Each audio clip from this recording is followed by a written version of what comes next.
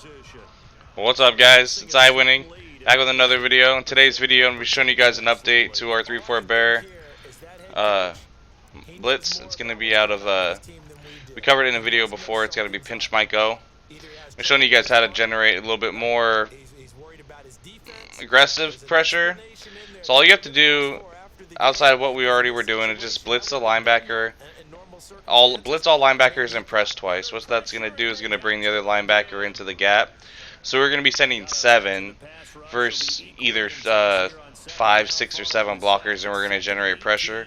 So if you want the pressure to come in every single time, just after you blitz all linebackers and press twice and contain, you can either man up whatever the person that's that you need to cover, or you can man up the running back and kind of use the technique that we've been using throughout the entire year, where we man up the running back and stand on his side. So like if you wanted, like say for example, if they were blocking 6 or 7, 5, whatever out of this formation, all you really got to do is man up the running back and stand where I'm standing, like a little bit to the left of the center. Like the setup is super easy. You just got, when we posted in the last video on this blitz, you just got to come out and just base don't even base align. Just don't even man align. Don't even do nothing with the alignment. Just blitz all linebackers and press twice. From there, I'd like shade up, inside, outside, depending on what they're doing, but always shade up so that they don't burn you deep. So at least if they like somehow motion block or something and pick it up, they don't just bomb you immediately. So pinch might go flipped versus anything. Just you're gonna come out and blitz all linebackers, press twice so that he comes down into the gap and contain. It's like one of the, like I said, one of the easier blitzes to set up, like I was when we were setting 6, but setting 7 is just a little bit more risky. Like less coverage on the field. You're only gonna have 4 people out there. So like right here, you see here, I'm gonna show different formations. So obviously he didn't block anybody here, and so you're gonna use whoever's not manned up, right? And so there we got 2 people coming off the edges. Here we're going to come out and trade Y-flex, and we're going to do the same thing again. Blitz all linebackers, press twice, and then like I either will stand, see the circle's open, he could get open, but we're going to sack him before he can get that ball down the field. You still got to wind up, you got to think about that. So you just pick whoever you think is going to be his first read, and generally the pressure is going to get there beforehand. If you're trying to send this many people, you can. Like I said, it's all up to you. Like I showed a video on how to run 6-man pressure, so if you guys want to go watch that video on top of this, feel free to go ahead. But like I said, the easiest blitz to set up. Like this time I blitzed all the linebackers, and I left the cornerback manned up on the tight end. And if they block the tight end out of this, and I didn't man up the running back either. I wanted to show you that you don't have to man up the running back. It just helps the blitz come in if you do man up the running back and stand on his side. But at that time the cornerback came shooting in because the tight end was blocking, so we still got pressure. So you also don't want to do what I just did right there. If you're clicking over to pick the other guy, don't move him because he's not going to come back into the gap if you do that. So that's something to know. Don't click on anybody who walks into the gap and move them, because then they'll just walk back up, and then you're just basically going to be, left with it's going to be kind of messed up. So you would just have to send the 6-man in that point and just run an additional guy in coverage. So you're going to see here, I'm going to come over here, I'm going to man up the running back. We're blocking 7 versus 7, and we're coming off the edge.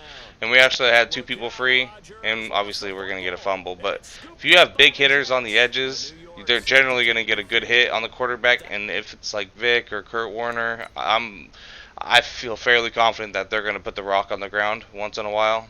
So every couple sacks they should fumble it. If whatever, you're going to get them into something else. I wouldn't run this every down. My buddy Alec King, he ran it every down basically in weekend league, and I think he went 22-3, which is pretty good. And you guys can check out his Twitch if you want to, and he runs it almost every play and has good success. Works versus any formation basically, and it kind of is good run D as well.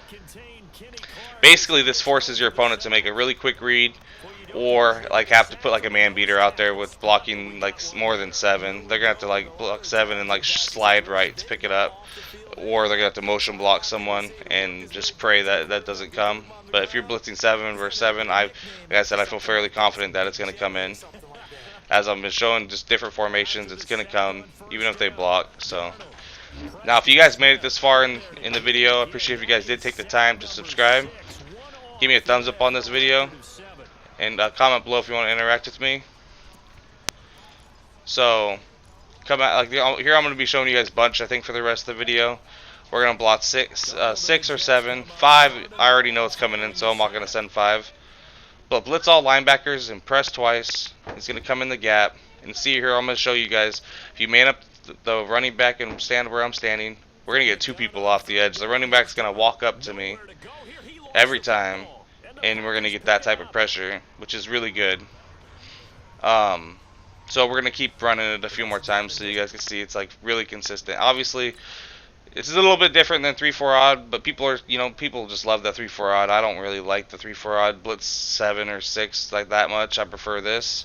And I mean, you don't have to run man coverage either. Take that into, you can put them in outside quarters or curl flats. Just know that if you don't have a deep blue and not man up the guy and they streak him and you're not covering him, he can get open and run. Basically he'll get a free touchdown if he gets time to throw the ball outside. Now here again, 7 versus 7, and we're come off the edge. So I'm gonna show you the replay. If they block the tight end and you man up the running back at a bunch, a lot of people like to run bunch, so this is good versus bunch. Obviously, I've been live on a lot of stuff versus bunch. You see here, if you blitz that many people, he's going to come right around the edge because the tight end's going to go to pick up the inside linebacker that walked into the gap. So I didn't even sub the fastest linebackers out wide. These guys, I don't know what their speed are, but on the Jets and the Packers, I just happen to be picking the Jets and the Packers. I'm going to have a video coming out soon on the big time 1-4-6 cover 3 flip video. So we're going to have a blitz coming in versus blocked running back on the same side. So you see here, just blitz all linebackers, press twice. And if you want the pressure to come in better, just man up the running back on whichever side he is and stand where opposite of the center where I stand. But I hope you did like this video. If you guys did, subscribe if you're new. Give me a thumbs up on this video if you did and stay all the way through the end. But I'm iWinningx, guys, and I'll see you guys in the next video. I appreciate all the support on the videos recently. Have a good night, guys. He now has 8 sacks.